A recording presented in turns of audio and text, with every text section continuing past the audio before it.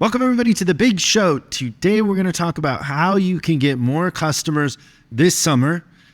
Believe it or not, Christian goes into a very, very sad story about how his grandfather influenced his trauma and a lot of the external issues that you witness on the show consistently.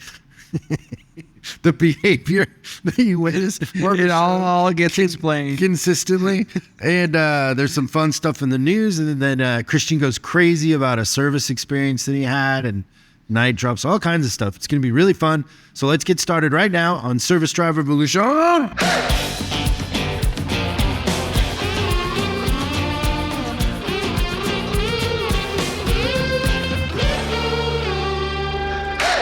you doing, Christian? better than ever. How about you? You're lying to the audience right out of the gate. No, I love life, man. Like, I really feel like I got a pretty fortunate life. You were complaining about a service experience that you recently had. That doesn't affect you? Oh, was I complaining about that? Maybe. So it was time to service the Toyota again. And I think that I told you this, that I really like to utilize a night drop, the texting feature, and no human contact for the most part. And then I want to come in, pick it up, it be ready to go, and then I just leave. Would you consider yourself an introvert or an extrovert?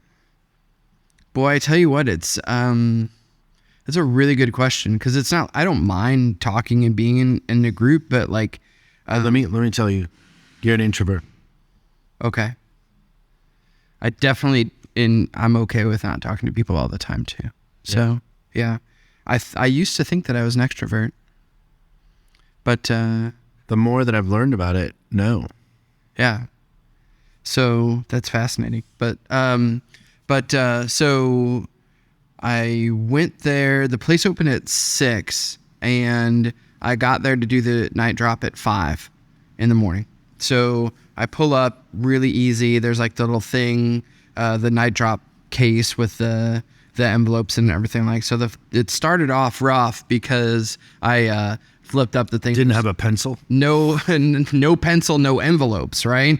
So then I just tried a golf pencil. Yeah. And then I tried to just drop the keys into the box, but they didn't go down into the protective hole. So I'm like, the clunk. Yeah. So I'm like, oh, okay, so here we go. And then all of a sudden out of nowhere, this knight in shining armor comes up. His name was Alex. And he was a service advisor. So at this moment, at 5 in the morning, when they open at 6, and I see a service manager, or a service advisor, I already start to get excited, right? Because if you have to pick the person that's going to be your service advisor for the day, you want it to be the person that's there an hour before they open. It just seems like that person always has everything together. So it started off because he's like, hey, can I help you? I'm like, yeah, I just wanted to use the night drop, but there's no envelopes, and I couldn't get the key to go down. He's like, no, there's envelopes in there. And I'm like, okay. So walks over, lifts at the things. There's no envelopes. I'm like, yeah, no envelopes. So that's the thing that I think that I must be attracting to my life lately. And I think I've seen this happen to you a lot, where like, It happens to me all the time. It's like, just see, when I ask people a question, I'm like, hey, so what are we having for dinner? Well, it's like, no, what? Yes. For dinner, what? 2 words, 4 words max. Chicken enchiladas. But yeah, that's my thing. It's like, I'll say something to somebody, they're like, no, it's not. I'm like, okay. And then they go, and then they figure out that I'm right. Like, I don't just make that stuff up just to say, but they like, you're driving around to places trying to mess with them. Yeah, like morning. Like, I'm a customer. How would I know what the night drop envelope looks like? No chance. But that was everything from there went off really early. He's like, well, hey, I know you got to get going, so just leave me your keys. Give me your name. So he wrote it down on a piece of paper, and he's like, have you been here before? I'm like, yes, I have. And essentially the last 5 visits have been done here. He's like, no problem, man. So I'm gonna give you a call as soon as I, kind of get everything opened up and checked in, everything like that. Loved it. 6:30 calls me. I love 6:30 a.m. Yeah. Love it. Me too. So calls me, played a little bit of phone tag. So he called me, and then I called him back, and he's like, hey, okay, so I got you all set up, because I buy the Toyota Care package, where it's just, I don't want to mess with it. The oil changes and the rotations are already just kind of paid for 5 in advance. And he's like, by the way, I don't see an alignment in your history. You need to do an alignment. I'm like, yes, I do. And Nice. That's awesome. How much was the alignment? $150. Oh. So I thought it was good, and whatever it was, I was going to pay it because I think that I want to support them in doing the right thing. So here's where it starts to get really good though. So I asked him, I'm like, yeah, of course, but you know what? I'm just curious. I'd love to see the before and after specs. And so he's like, no problem. I'll just attach it to the RO. And I'm like, I always really like to get a copy of my MPI, et cetera, et cetera. She's like, I totally got it. I'll make sure everything happens. Everything else throughout the day happens through text, through their texting function that they got. So I get updates. I get your car's going to be done by this time, and then you can pick up till this time. Like I never once, every time it was getting to a point where like, I wonder what's going on with the car, I got a text.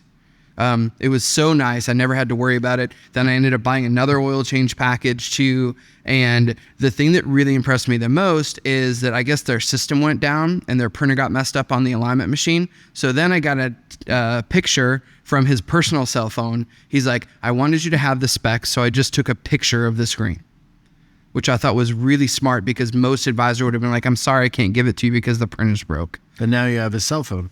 And now I have a cell phone number, which I haven't called him more than 6 or 7 You could send times. him inappropriate text. Yeah, but I just kept thinking, like, how easy is he making this? And I love the first advisor that's there in the morning. They just seem like they get a head start on everybody else and their day goes smoother than everybody's. And I bet other people there are like, man, Alex has it so easy. But really what he does is he gets there before everybody else and he just has a better game plan. So Yeah. it He felt, was the only advisor there. yeah, Yeah. And how many advisors do they have there, do you think? 10? probably 10, Yeah. 11. But I used to love getting the night drops and calling people at like 5:30 in the morning. I'm and ready to waking them go. up. It used to be really fun for me. Same thing too. I would go in on Sundays and write night drops, and I would call them. Yeah. And great, like, hey, you got to give me some money to work with. Like, you know, the tech gets it, can go to work. Then none of this, you know, Monday morning I got to call a bunch of people. It's all out of the way. Pre-authorize the whole thing. I remember the first place I was a porter, then wrote service, and you know, arguably some of the best life lessons because they were such terrible operators, really, from the top on down. But one thing that happened was a couple night drops got stolen. So no. guess what happened?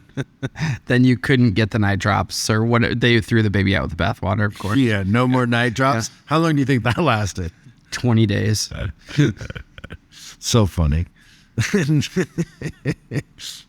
There was a lot of that there. And the thing was, so what was funny is they didn't have a night drop box. Oh, So people would put it in the slot in the door, in the right? front door. Yep. But you literally with a coat hanger could grab. That's all they did is they stuck a coat hanger through and pulled it up and yeah, low pulled it tech out. theft. So then they eventually got a box where you put it in high, and then it fell down on the other side of the wall, and you could never get to it. Yeah, But it's pretty smart. yeah, it's hilarious. So yes, you know what would happen is we would just have cars out there. Nobody knew who they were, what they were. Or sometimes like they would leave the key over the visor. Like it was worse. Yeah. Like, and they would be blocking everything. So people would still tow their cars in. But the worst, guess where the worst place for the keys to be was? On a Monday, think about this on a Monday morning, you got 2 cars blocking the drive and you can't find the keys. Where would be the absolute worst place for them to be? In the gas door. No, they walked down to the sales department and gave them to them. They don't open it. Like if they opened it 8, nobody's there until 9, and then nobody knows where the keys are. They certainly didn't put them anywhere that made sense. Never. Right? No, that's what would happen is then they would walk down to sales and they would give them to them, and then you couldn't. Oh, That's hilarious. God, the memories I have of that place. Sound fond. They sound fond memories. Oh yeah, it's all in that in the book. Good. Yeah, I was gonna, you got me a little bit. I'm getting nostalgic, and I'm making you nostalgic. Yeah, just with that story about, when you're young and everything like This that. sounds like a setup. So I've talked about my grandfather a couple of times, right? And my The one grandfather, that caused a lot of your childhood issues. yeah, I don't know, maybe, but The he reason was why you're such a actually, people pleaser. yeah, I don't think he had that effect on me. Now, he was an extrovert, though. That guy would love to go anywhere. He would go into town just to talk to people, not to buy anything.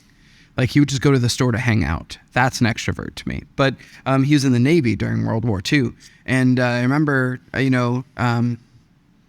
when he came back, my grandmother tells me this story all the time. She's like, yeah, and he came back from, that World War II time with one leg.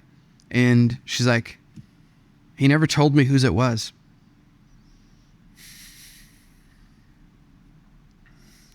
It's pretty good. Thanks. Was your grandfather really in the Navy? Yeah. Both my grandparents were in the Navy. Mine too. Yeah. That's how my grandfather ended up in Bremerton, Washington, Oh, that would make sense. from Illinois. Yep. So from Springfield, Illinois. Moonshiners, from a legacy of moonshiners. But he ended up there because of the Navy and then worked at the fire department. Yeah, my grandparents did the tour, did some Europe stuff in Hawaii. Anything in the news today? There's a couple of things in here, a little bit of a carry on Dun, dun, dun. from the last episode when we talked about, Warren Buffett's really kind of been in the news a lot lately, and he was giving his 2 cents on the electric vehicle makers and whether or not he would invest in them in the United States. And he just essentially He's invested in the one in China, right? Yeah. What's that one I called? don't remember the name of it, but maybe it'll say it in here. But he says he thinks Elon Musk is a genius, but he still doesn't know if his company is going to be one of those ones that takes off. But there's a mixed Which bag. company? Tesla. He loves Musk, but he doesn't know that Tesla's going to take off. Yeah. I think it is, but Well, I'm not selling my Tesla stock yet. yeah. So it's been a roller coaster. I'm back where I started. You're up still, but I'm like right where I might buy more. Yeah, I've got a thing where I'll buy it more if it gets to a certain price. But he just says that, the electrical vehicles kind of at that point where the automotive industry was 100 years ago or so, where every day there was another car company coming up. And he said that 100 years ago that you didn't know who the winners were going to be. And right now we're at that thing where even if there's somebody that gets an early start, doesn't mean they're going to be the one that wins at the end. But I don't know. I feel like Tesla's a decent bet. And then the second thing we have in the news is talking about subscription-based vehicle features, where they believe it's going to challenge automakers in the unexpected ways, according to Cox Automotive. So they're thinking that at the end of the day, that these subscription-based features that you can get add-ons to your vehicle, but you have to pay a monthly subscription service for it. I think heated seats is probably the most contested thing that I've read about and heard about, but Cox Automotive is kind of saying they think that might backfire on the industry, and it's probably not as good as idea as it seemed. We've talked about subscription-based service, not necessarily for the items on the car, but I think subscription-based service from sales is really smart. So I wonder if that's gonna take off. And the company I'm talking about, it was like you just pay like whatever it is, $2,000 a month, and then if you want a 911, then it shows up, and then in 6 months later, if you want a different car, it shows up. Then when I think subscription based, that's what I'm thinking in my head. Yeah, and it includes the insurance, everything. And it's easy. It's one check and it's done. So You still write checks? oh, I haven't written a check in I forget. That's a good point. My mom does. I have a checkbook. I don't. I used to. I'd say probably within the last 2 years, I filled the ledger out and everything like that with everything I did. And like, it's so stupid because I have the ledger, but I'm filling it out based on the online, on my account online. But I do everything electronically now. Very efficient. Yeah, super smart, right? Let's take a computer and make it into paper. But yeah, so they also kind of point out that they think the subscription service, there's going to be data and security issues with it. But essentially they're kind of saying it sounded like a good idea at first, but they're not so smart. They're not so sure now. But I think that's interesting to see that develop in the industry.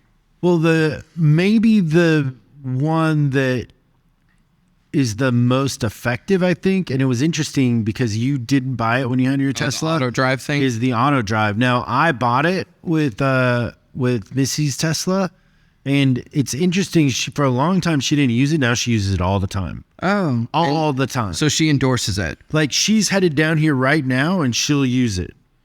Really? Yeah. Okay. Nuts. Like, but then you said it was grating her on, like holding onto the wheel or something. well, she just puts her hand on the wheel every once in a while. That's it. And it never makes her nervous. Does she watch what's going on? She said a couple times when there's a lot of cars around and it's like one of those stupid California intersections, it kind of like stops and goes and she just takes it over. Yeah. Okay. But for the most part, like if you're just sitting in traffic, just pulling forward, there's no reason for you to have to do that. Yeah. I think that my thought on that is eventually like the end part of that is that you wouldn't even have to sit in the front seat. Yeah. Well, now here in LA, we have those Waymos, which don't have a driver. Oh, really? I've never seen them. They're around where I live. Okay. It just picks you up and takes you. Yeah. Yeah. I think that's the next level. They have this little thing on the top that's like spinning. You haven't seen those? Mm-mm. You might think that they're like the Google ones taking a picture or something, but they're actually like an Uber. And then I believe they have their own app. That's ironic. I just saw one yesterday past the office. Yeah. I thought it was a Google Earth thing.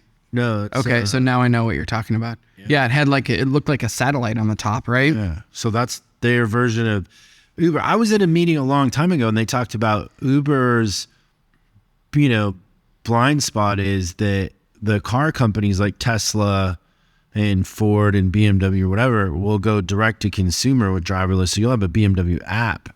Yeah. And then a BMW will come pick you up. Interesting. Okay, you want to talk about how to get more customers this summer? Oh, yeah. So I think the first thing that we should point out, and this is a lot like when we're going through financial statements for our clients in February and September, right? When do you plan on February? Now, February has less days. Yes. So you have less working days. And it's in the middle of the winter, so less traffic. Yeah, so 5 months in advance. Yeah, so in November, you want to be planning February. Right. You don't want to start planning February, mid-February. That's right. So I'd say the same thing about the summer, your summer traffic, is you want to plan it in probably January, February. Way ahead of time, you want to be thinking about this. It's almost too late now to be thinking about it. Yeah, I think that's fair. I think we've got a couple of weeks where people could throw things together, but at the end of the day, it is the same. You have to have a game plan. For some people, summer's the slow month. Sometimes it's the crazy months too. So you have to really identify what the opportunity is, but no matter what, it doesn't have to be bad. Yeah. So plan ahead. Then the next one is I think you want to understand how the summer is different. So people are out and about. That's right. They're camping. They're making road trips, right? They're going to Disneyland or Magic Mountain or whatever it is, Yosemite, whatever it is around you that is an attraction that's outdoors. And I think more and more people are doing that sort of thing. Maybe COVID is a part of that, but I think people are just kind of craving nature and the outdoors and doing things like that. Yeah, I've spent the last 3 summers doing naturey stuff, and it's been packed.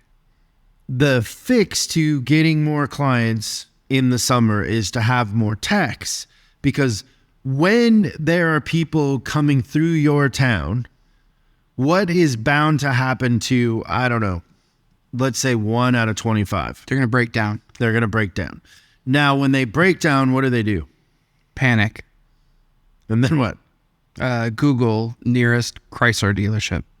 Not that all the cars that break down are Chryslers, just most of them. And then they call. Yeah. And then when you call and you say, hey, I'm from out of town, blah, blah, blah. And they go, well, sorry, our next appointment is 4 weeks out, 2 weeks out, whatever. If you don't have the technicians to get those walk-ins and those drive-ins and those emergencies, that's the time to get it is the summer. Yeah. And those are higher value customers because they're broken and they have no choice. Yeah, they're a captive audience. The other thing too is what I've noticed about that particular customer is that if ever you were going to solicit someone to write a Google review, like a raving beautiful review about your dealership, it's that person. Yeah. For sure. They'll write a letter to the president. They will write a letter to the owner of the dealership. But it's one of those things where they have so much appreciation for understanding that you like help them in that time of need. I think it's the best customer to have on your team, even if they live in another state. The other thing that I would add to this is I would secret shop your department, have a friend call on speaker while you're sitting there, or just somebody that they don't know, but see how your advisors handle it, because I guarantee you they're turning away. You're sitting there as a manager or as a dealer or whatever. You're sitting there going, hey, we need more ROs. We need more count. Meanwhile, you're booked out weeks.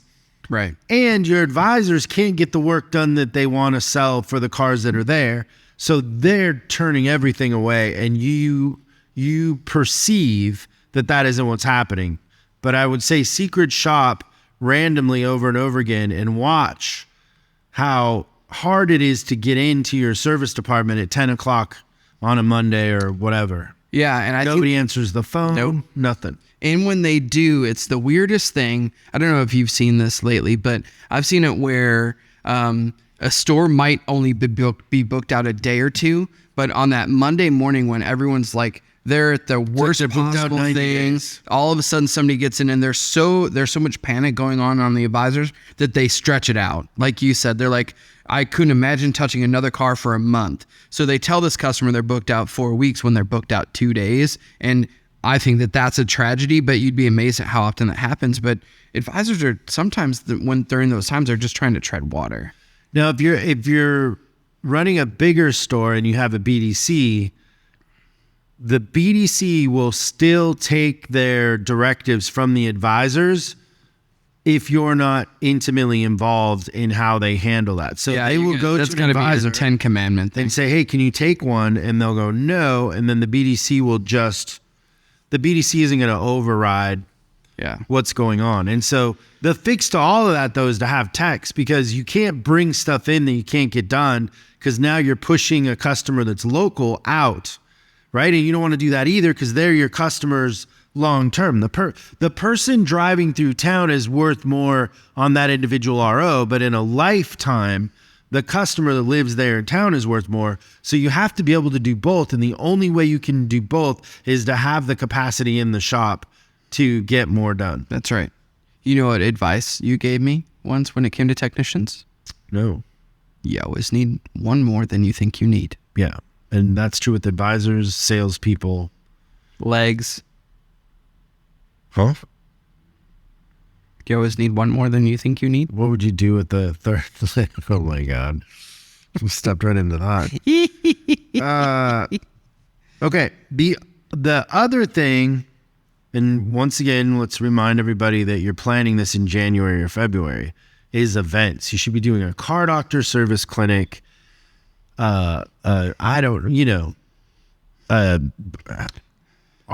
contest. I don't know, something, but you should be doing events to get your customers in and have them see you and interact with the technicians in a more personal way, not just a, hey, you're a number. This is Southwest Airlines. Party time. Yeah.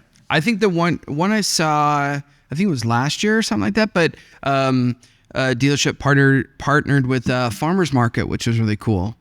Genius. So I thought that was really good. I've seen a couple of good ideas. Car shows, really, really common. Anything with a bounce house or anything like that where it looks like it's a party from the street.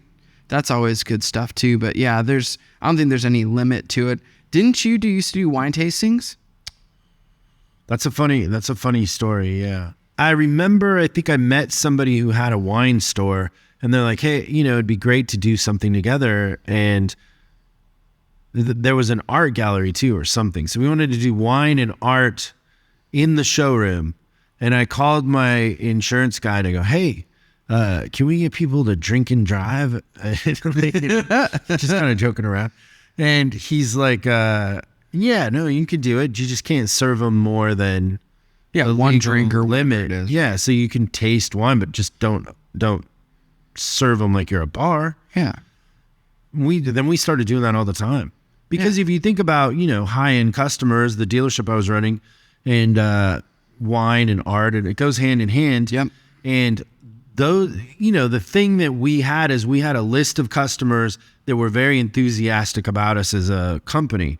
And so when you take another company and share lists, it's very, very effective. Well, that's another really good point too, is just remembering that with all these events that you do in the summer, trying to attract business for service, is that they should always be a co-op with sales, because everybody wins. All we need is traffic, and for people to see the dealership as a cool place to come to.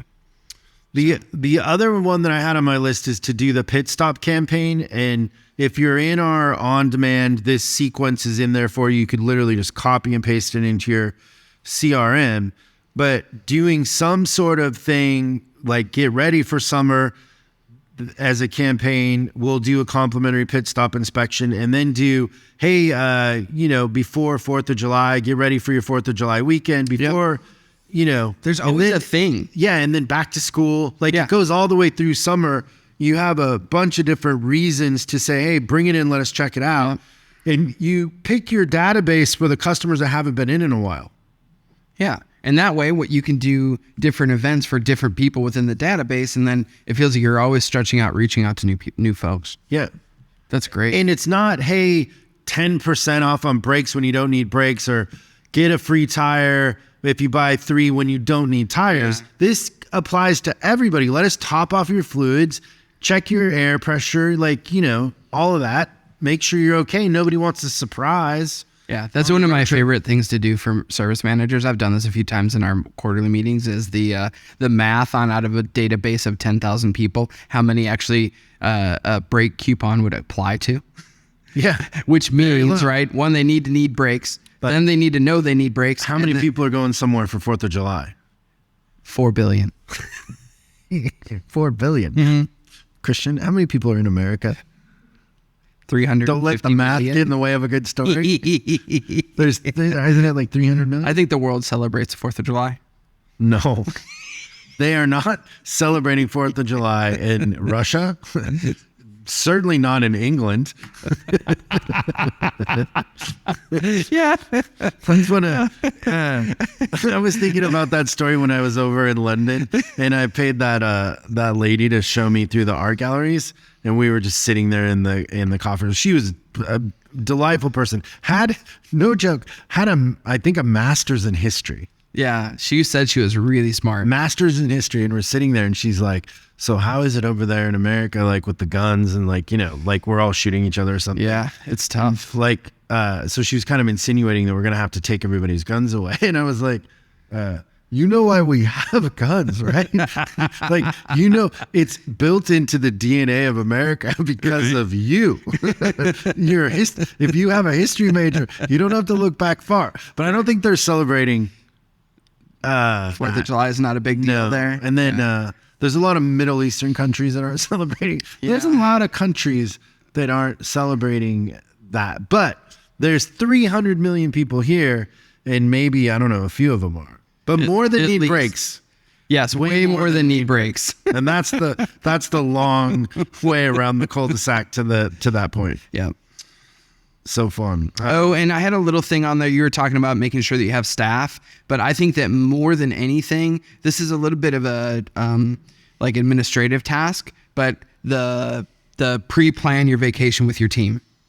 Never having too many people off in any one given slot. That's probably where I see stores that'll get really messed up for months. It's when they let 4 people off during that July 4th week. You just kind of have to have so many slots, and maybe you have to alternate it or whatever it is, or give somebody the week before off or whatever it is. But don't put yourself in that trip bag where you have too many advisors and with techs, you have to limit how many people can be off at a time, and then have some sort of policy about seniority. That's right. So let's say 2 techs in the shop can be off at the same time, and it's based on seniority, and you have to ask for it 90 days ahead of time or whatever. The best way, and this is something that I did run as a service manager, is that I always open up the calendar on July 2nd, and everybody was waiting in the office to fill out their time for the year. It was so easy to plan and schedule. And then literally I would go into the scheduler at that time when the stuff was filled out. I would adjust my schedules accordingly. So, you can't be a victim to that. You control your staff. Yeah, it always surprises me when somebody's like, "Oh, all 3 of my advisors are gone." Like, where? Oh, they're on vacation. Together? No. Like, no, who could have seen that coming? yeah. Who's in charge of vacation authorizations? How's that system work? They tell you the day they're leaving? Like, what? It was terrible, but I think it was a strategy session that I had a couple of months ago where the person that was on was like, yeah, and we just had the worst thing happen last week. I'm like, what happened? He's like, yeah, in the shop, our technician that had been here for 40 years retired. And I'm like, who could have seen that coming? And I don't. Did it go over? I don't think so. Did it land? No. But like, you had a 40-year runway, and you just is like, oh my gosh, how did this happen to us? You could have not taken the joke route, and you could have said like, oh, did you buy him a Rolex or? Yeah, that probably would have been nicer. That's not in your.